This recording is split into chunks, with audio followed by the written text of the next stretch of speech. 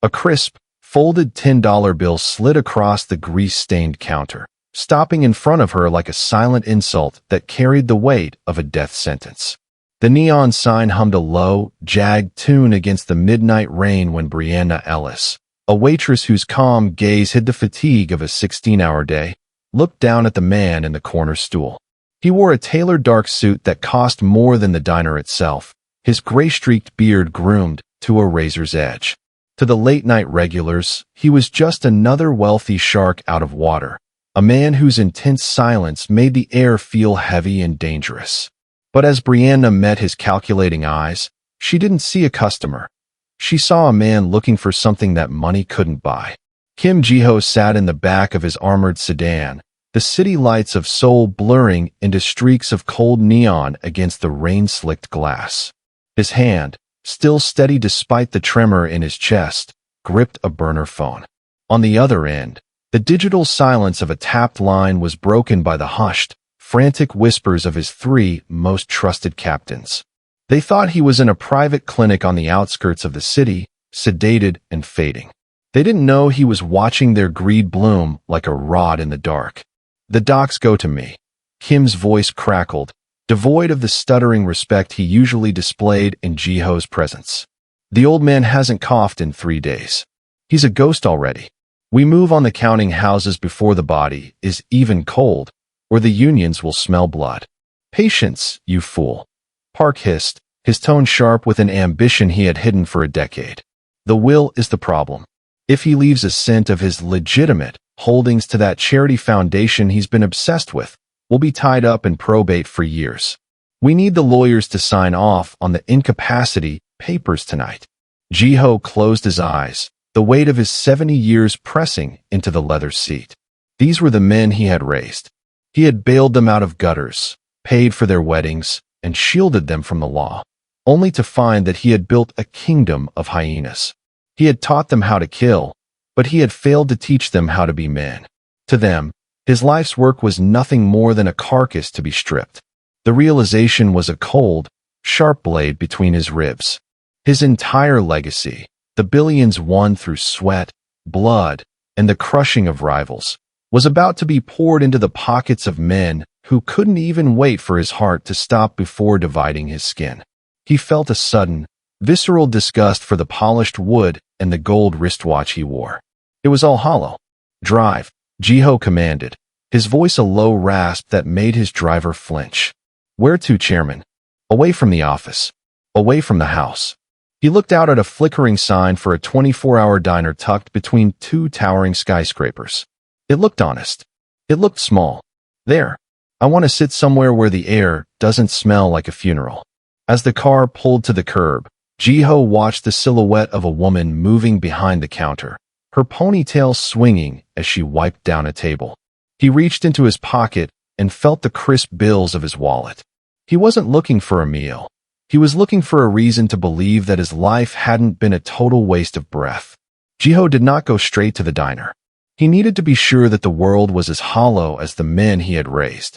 He spent the following days stripped of his bodyguards, moving through the high-gloss corridors of the empire he had built, wearing the guise of a man whose power had finally run dry.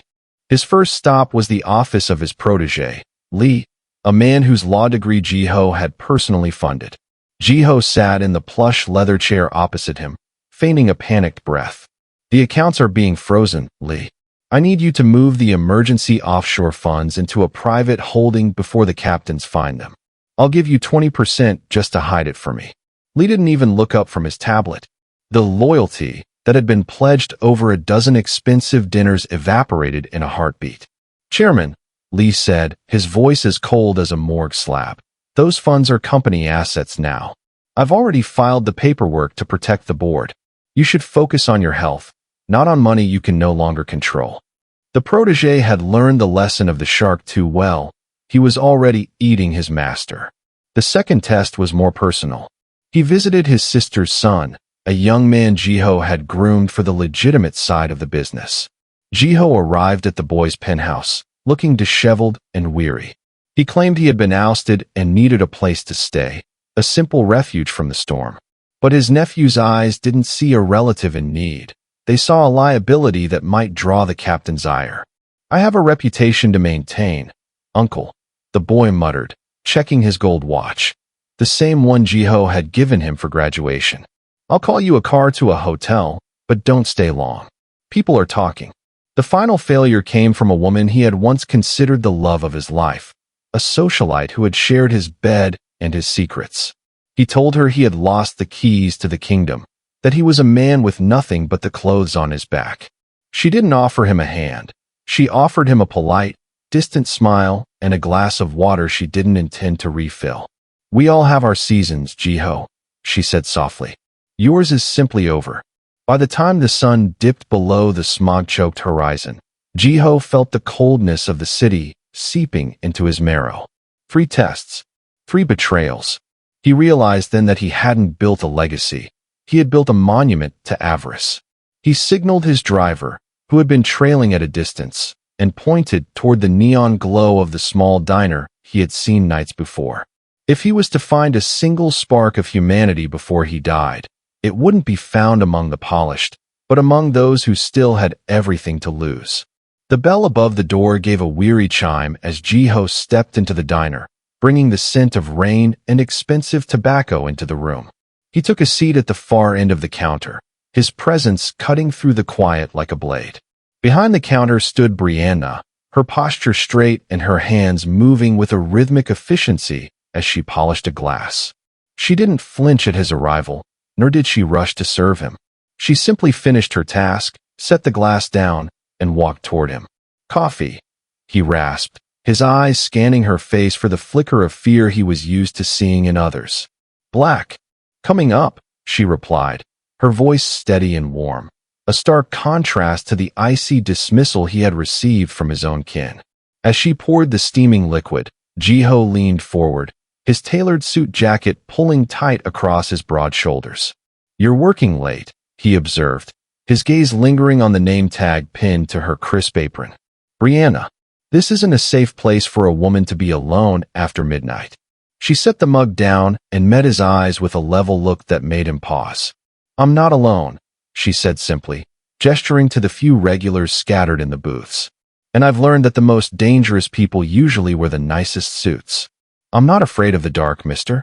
Kim," he provided, intrigued by the lack of tremor in her voice. He reached into his pocket and pulled out a bill, placing it on the counter. It was a $200 meal he hadn't even eaten yet. Then, with a calculated slowness, he slid a single, crisp $10 bill on top of it. "For the service. It's all I think you're worth." It was a test designed to provoke, an insult to her labor and her dignity.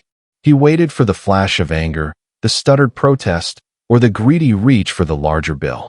Instead, Brianna looked at the $10, then back at him. She didn't touch the money. "You're paying for the meal, Mr. Kim," she said, her voice dropping to a whisper that felt louder than a shout. "But your soul is trying to buy a forgiveness that isn't for sale. Not for $10, and not for 10 million.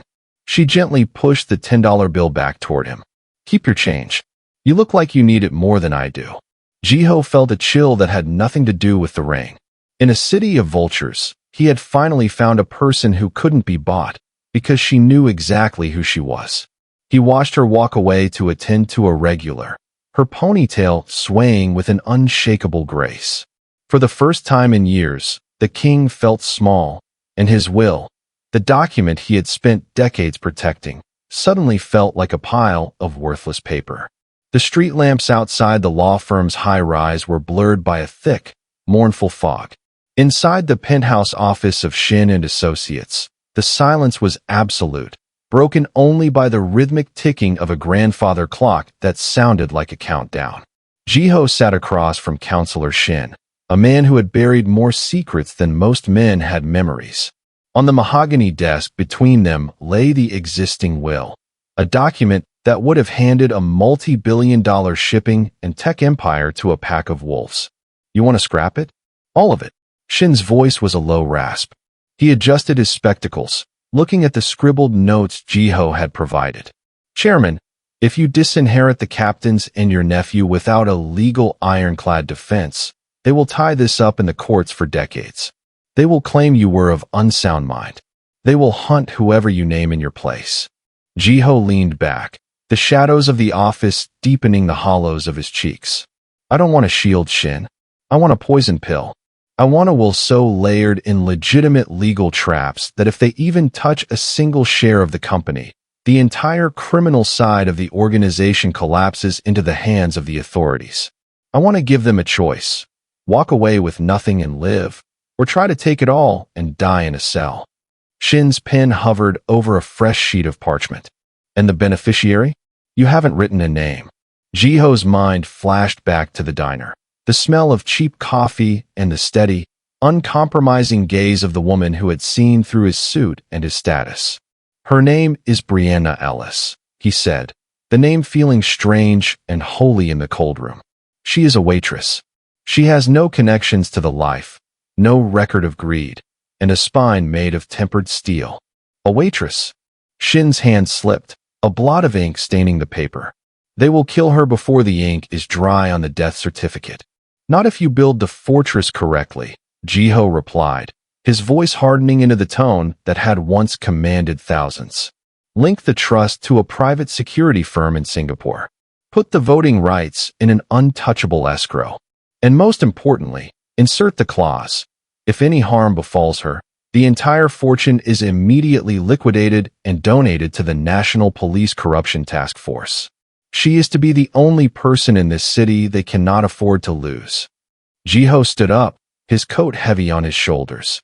He felt a strange, cold peace. He was a dying man, but for the first time in his life, he was building something that wouldn't rot. Make it airtight, Shin. I'm going to go watch her one more time. I want to see what a person looks like when they don't know they're about to inherit a war. The rain had turned into a fine, silver mist that clung to the windows of the sedan parked a block away from the diner. Jiho sat in the darkened back seat, the engine idling with a low, ghostly hum. He held a thermos of tea, but his attention was fixed entirely on the warm glow of the diner's window, which cut through the gloom like a lighthouse. He was a man who had spent a lifetime studying movements, the twitch of a liar's eye, the hesitation of a traitor, but tonight, he was looking for something far rarer. He watched through the glass as the diner door creaked open, admitting a shivering boy who couldn't have been more than 15.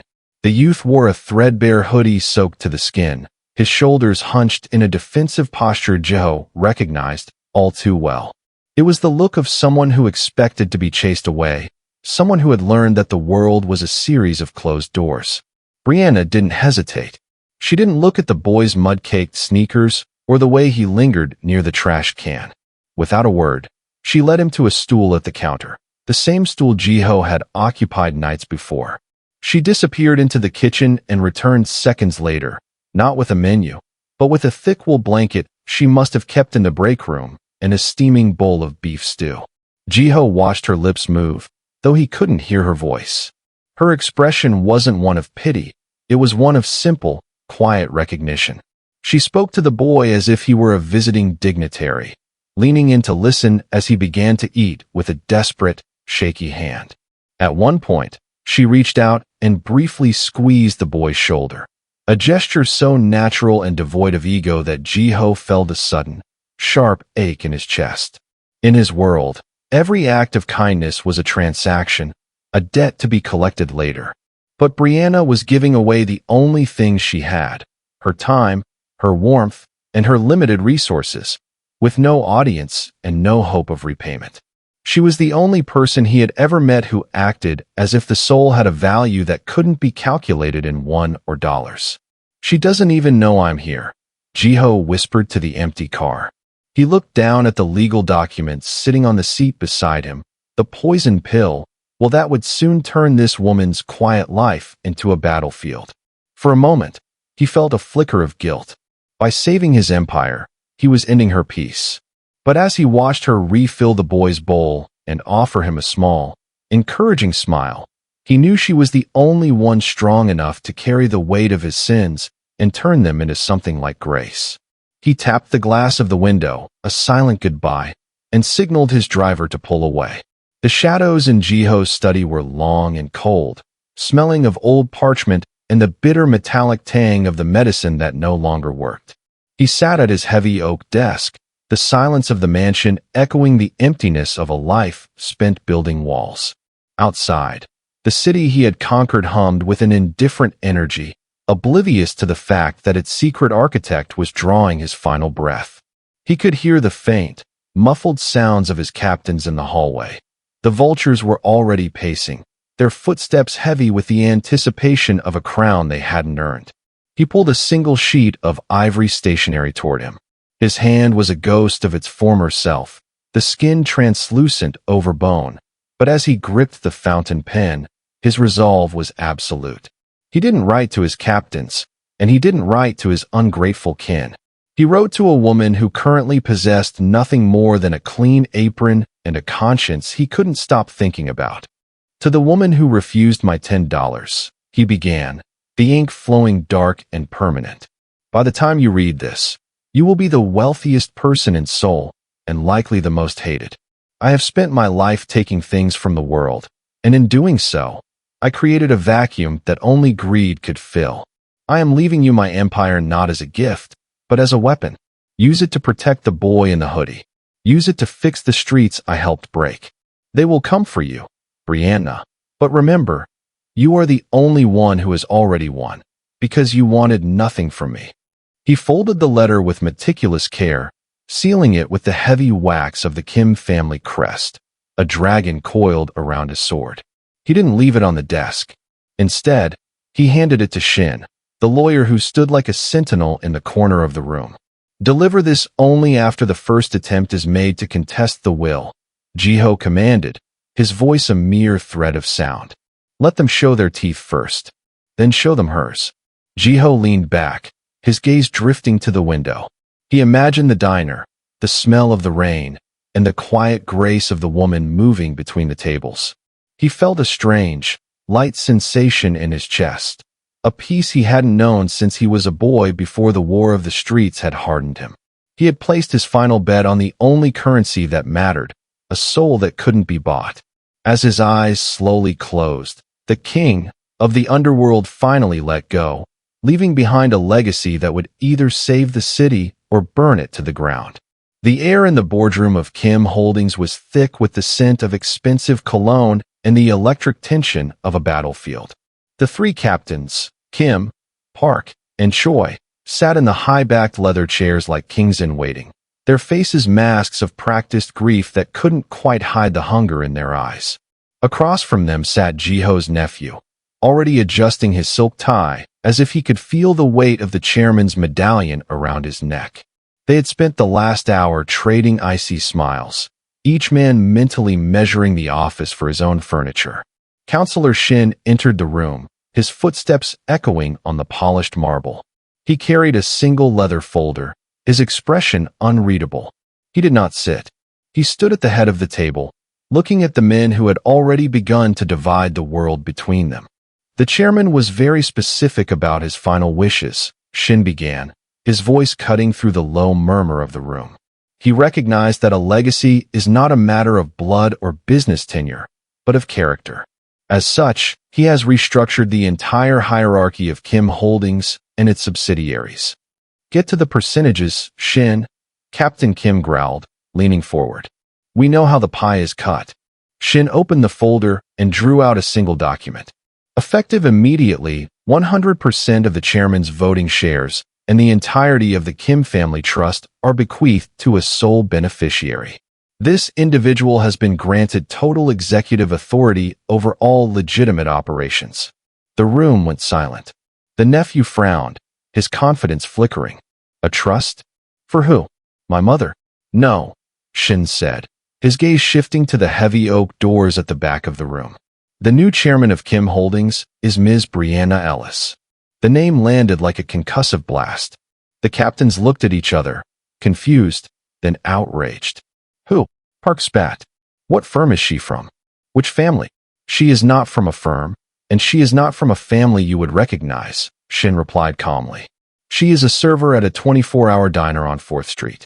And according to the poison pill clause in this will, any attempt to move against her or the company assets will trigger an immediate and total disclosure of all internal ledgers to the Supreme Prosecutor's Office. The door swung open. Brianna stood there, stripped of her apron and dressed in a simple, sharp black suit that Jiho's people had delivered that morning. She didn't look like a girl from a diner. She looked like the only person in the room who wasn't afraid. As she walked toward the head of the table, the seat of the king, the captains rose in a fury of shouted threats, but Brianna didn't flinch. She pulled out the chairman's chair and sat down, looking at the men who had spent their lives ruling through fear. "I'm not here because I wanted your money," she said, her voice steady and echoing with the ghost of Jiho's own authority. "I'm here because someone finally realized that the only way to clean this city is to put it in the hands of someone who knows what it's like to scrub the floors." The transition from the diner's grease-scented air to the suffocating luxury of the chairman's office had been a blur of documents and cold stares. Brianna sat behind the massive desk, the weight of the city pressing against the glass windows behind her. The door didn't open, it was slammed. Captain Kim marched in, his face a map of broken capillaries and suppressed rage. He didn't come alone. Two men stood at the door, their hands tucked ominously inside their jackets. "You think a piece of paper makes you a queen?" Kim hissed, slamming his palms onto the mahogany desk. "This isn't a diner, girl. This is a meat grinder. You're going to sign the transfer papers I've drafted, or you won't make it to the parking garage. The poison pill won't matter if you aren't alive to trigger it." Brianna felt her heart hammering against her ribs, a frantic bird in a cage. But she remembered the way Jiho had looked at her, the way he had tested her with an insult and found her steel. She didn't reach for the panic button. Instead, she slowly reached into the desk drawer and pulled out the small, leather-bound ledger Jiho had left for her. "Jiho told me you'd come first, Kim," she said, her voice dropping into a calm, low register that mimicked the late chairman's. "He said you were the most predictable because you're the hungriest. He also told me his third rule: never threaten someone who has already lost everything, because they have nothing to fear from the dark." She flipped the ledger open to a page marked with a red tab. "According to this, you've been skimming 7% off the Busan port fees for 3 years. You've hidden it in a shell company named after your daughter. If I don't check in with Counselor Shin every 60 minutes, a digital packet containing the wire transfers for those 3 years goes to the tax authorities, and more importantly, to Captains Park and Choi. I wonder how they'll feel knowing you've been stealing from them, too." Kim's face drained of color, the bravado collapsing into a hollow mask of terror. In the underworld, the law was an inconvenience, but betraying the family was a death sentence. "You're bluffing," he whispered, though his eyes betrayed him. "Try me," Brianna replied, leaning forward, her gaze as piercing as the night she had returned his $10. "I've spent 10 years living on tips and grit, watching people like you try to intimidate me. You have a suit and a gun. I have the truth and the keys to your cage. Now sit down. We're going to talk about the new health benefits for the dock workers, where you can go explain those Busan numbers to your associates." Kim sank into the chair, his hands shaking. Brianna realized then that Jiho hadn't just given her an empire. He had given her the ink to rewrite the rules of blood. A year had passed since the night the world tilted on its axis, yet the rain still fell against the windows of the small diner on 4th Street with the same rhythmic persistence. Brianna stood behind the counter, but she no longer wore the black dress with the white trim. She wore a wool coat that carried the scent of the boardroom, yet her hands still moved with the practiced grace of a woman who knew the value of a clean surface. She had bought the diner 3 months after the funeral. It wasn't an investment for the portfolio, it was a sanctuary. The neon sign still hummed its jagged tune, but the neighborhood around it was breathing again. The blood money that had once flowed into offshore accounts and illegal armaments was now being funneled into the Han Ellis Foundation. Across the street, the skeleton of a new community hospital rose toward the clouds, its foundations built on the very wealth Jiho had feared would rot in the hands of his captains. The transformation hadn't been bloodless. Captain Kim was in exile, and the others had been forced into a legitimate, regulated corporate structure that left them no room for shadows. Brianna had dismantled the criminal side of the empire with a surgeon's precision, using the poison pill clauses to purge the rot until only the bone remained.